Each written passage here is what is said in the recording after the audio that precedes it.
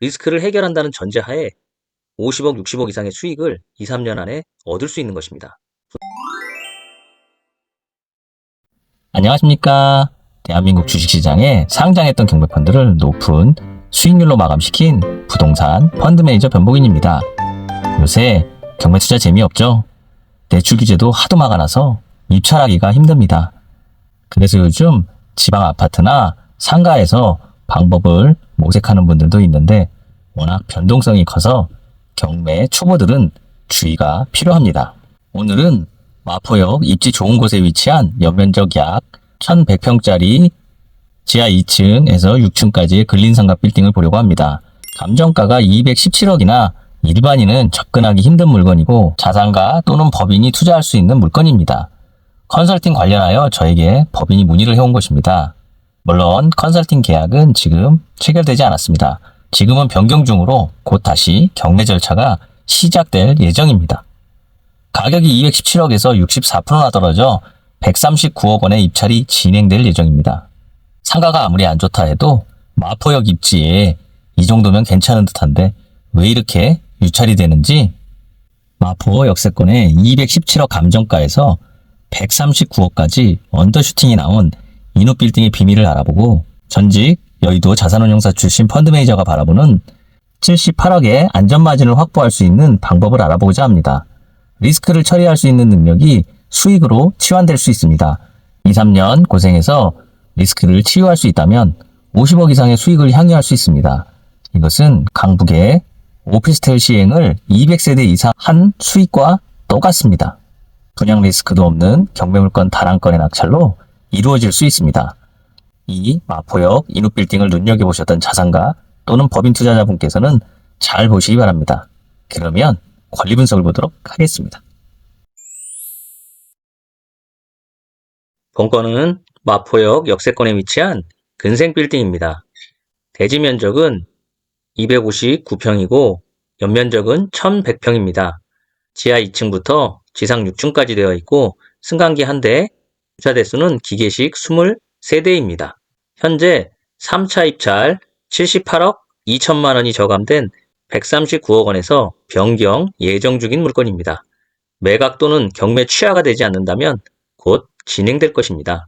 경매 물건의 위치는 마포역 1번 출구에서 약 170m 떨어진 도보 3분 거리 위치에 있습니다. 마포역, 공동역, 여의도, 광화문을 연계하는 양호한 입지에 위치하고 있습니다. 마포역 상권으로는 1번 출구 쪽과 4번 출구 쪽이 핵심 상권으로 분류됩니다. 본 경매 물건은 1번 핵심 구역에 위치하고 있습니다. 공동역은 5호선, 6호선, 공항철도, 경의중앙선까지 4개 노선이 만나는 환승 허브이고 마포역은 여의도와 직결되는 핵심 직장인 수요입니다.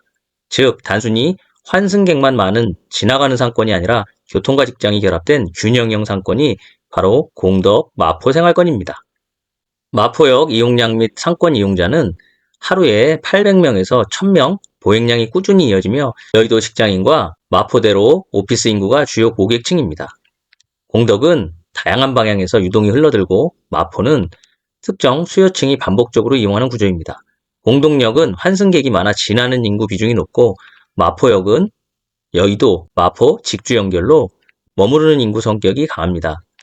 공덕역 인근 상권의 주 이용층은 오후는 직장인이고 저녁은 여의도와 마포대로 오피스 직장인과 인근 정주 인구로 다양한 상권입니다.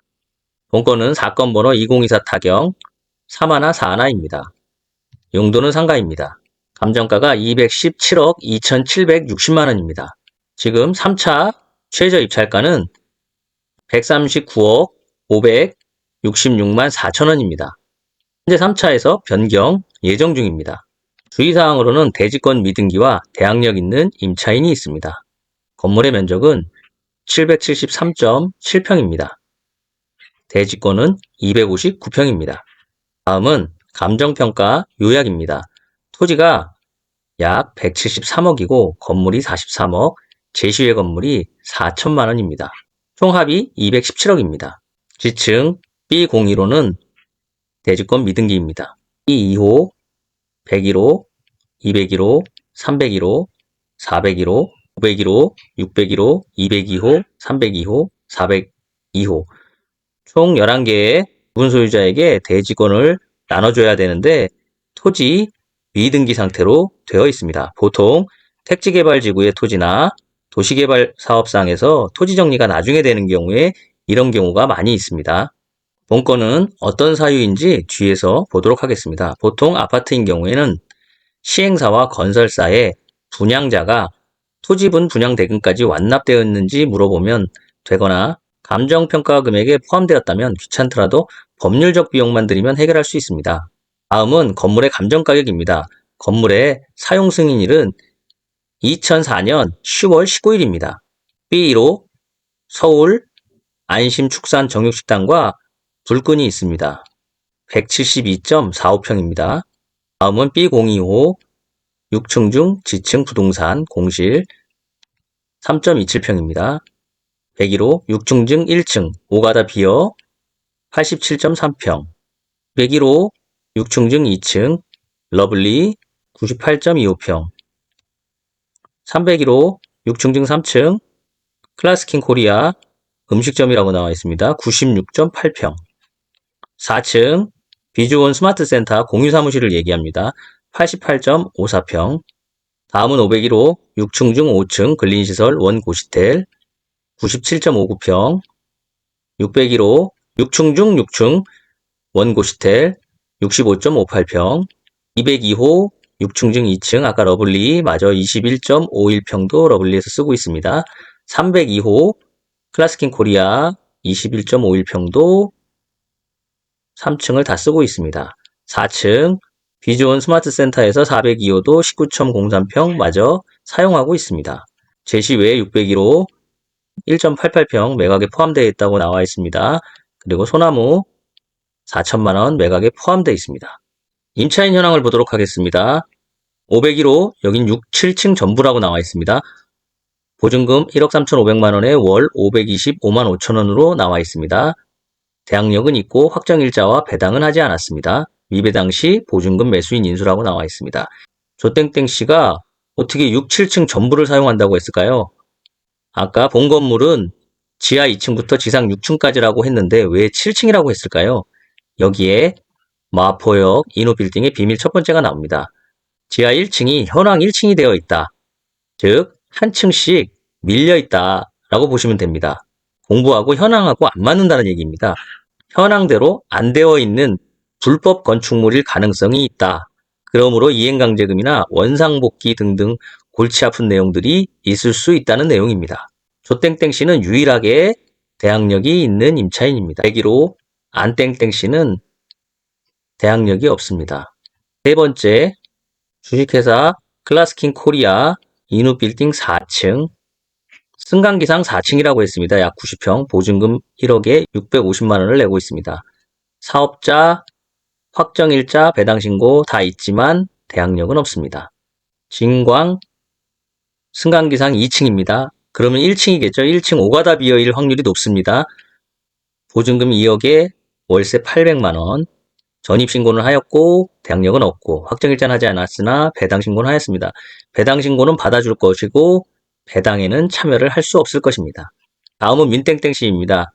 주거 및 상가 임차인 601호라고 합니다. 그러면 고시텔일 확률이 높죠. 7층 2023년도 3월 17일 대항력 역시 없고 확정일자 배당일자 없습니다.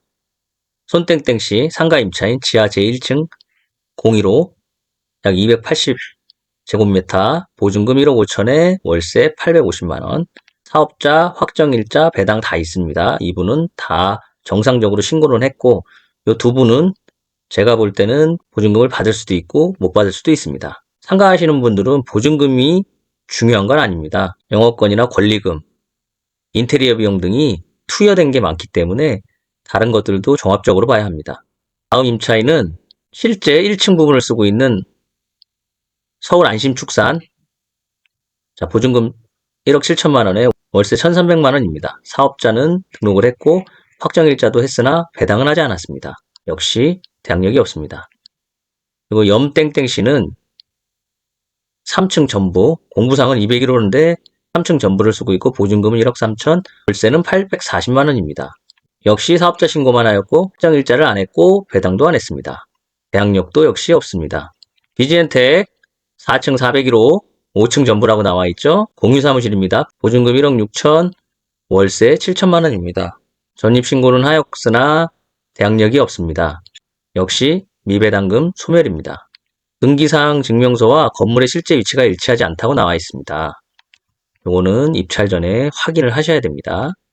이렇게 9명의 임차인을 살펴보았는데 인수되는 건 한 건이고 2명은 잘하면 배당을 받을 수도 있는 임차인입니다. 제 생각에는 구제가 아예 안 되는 임차인은 6명이 있는 것 같습니다. 건물 등기부 현황을 보도록 하겠습니다. 2020년 4월 23일 우리은행에 94억의 근저당이 말소 기준 권리입니다. 이후에 설정된 근저당, 지분, 가압류, 압류 등은 낙찰 잔금 납부 시 모두 말소가 됩니다. 그러므로 낙찰자는 인수해야 할 권리가 없습니다. 다음은 인후빌딩의 현장 사진입니다.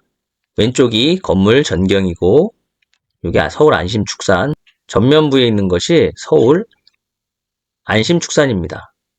그리고 오른쪽에는 각 층별로 입점되어 있는 상호가 나와 있는데 이렇게 실제로는 7층이 되어 있습니다. 공부상에는 6층까지 되어 있으나 쭉 밀려서 되어 있는 것이라고 볼 수 있습니다. 다음은 인후빌딩의 수익률을 러프하게 살펴보겠습니다. 유료 사이트에 올라온 것을 기반으로 작성을 한 것입니다. 참고하시기 바랍니다. 총 9명의 임차인이 존재하고 보증금 10억 4,500만 원, 월세는 총 5,665만 5천 원입니다. 정가 217억 대비 임대수익률은 3.28, 제세공과금 공제 전입니다. 마포구 인근 상가 빌딩의 평균 수익률이 3.5에서 4.0입니다. 현재 낙찰가를 140억 원으로 가정하면 임대수익률은 5.2%로 인근 평균을 상회합니다.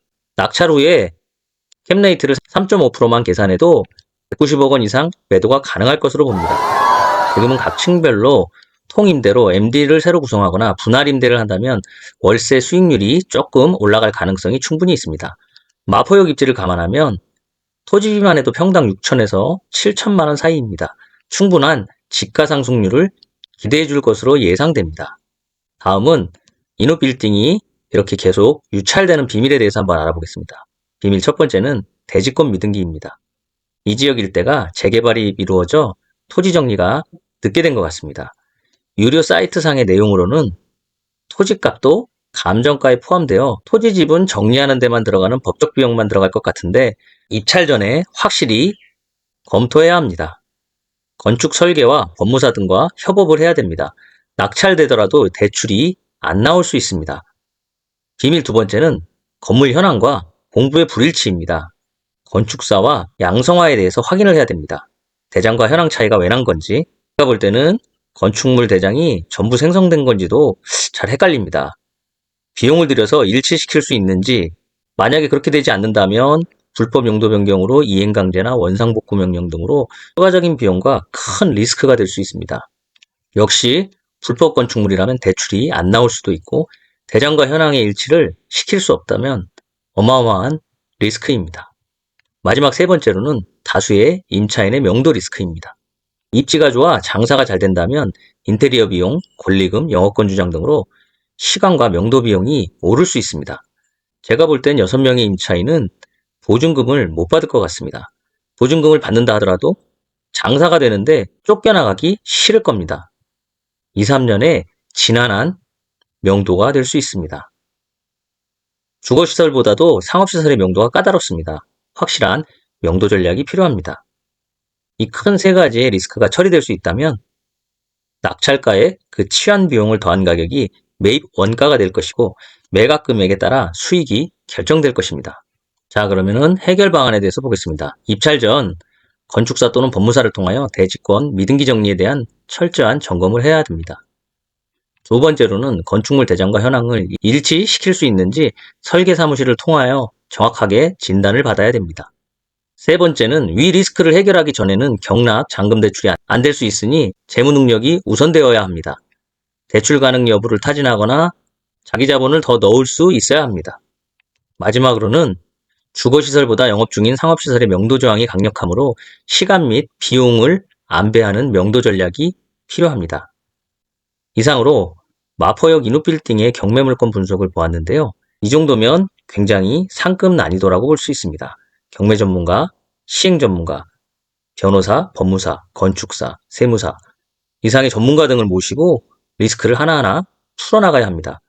그래서 리스크를 해결한다는 전제하에 50억, 60억 이상의 수익을 2, 3년 안에 얻을 수 있는 것입니다. 부동산 펀드는 임대 수익률을 보거나 밸류 에디드라고 해서 리모델링으로 건물 가치 상승 또는 재건축으로 인한 시행, 이후에는 매각으로 캐피탈 게인을 얻어 펀드를 청산하는 것입니다. 전직 자산운용사 출신 펀드 매니저인 제가 보는 인후빌딩은 이 리스크를 치환할 수 있다면 건물 가치 상승이고 현재 토지가 이하로 매수하여 보유만 하여도 메리트가 있는 물건입니다. 이상으로 마포역 인후빌딩 경매 물건 분석을 해보았습니다. 내용이 좋았다면 구독, 좋아요를 부탁드립니다. 감사합니다.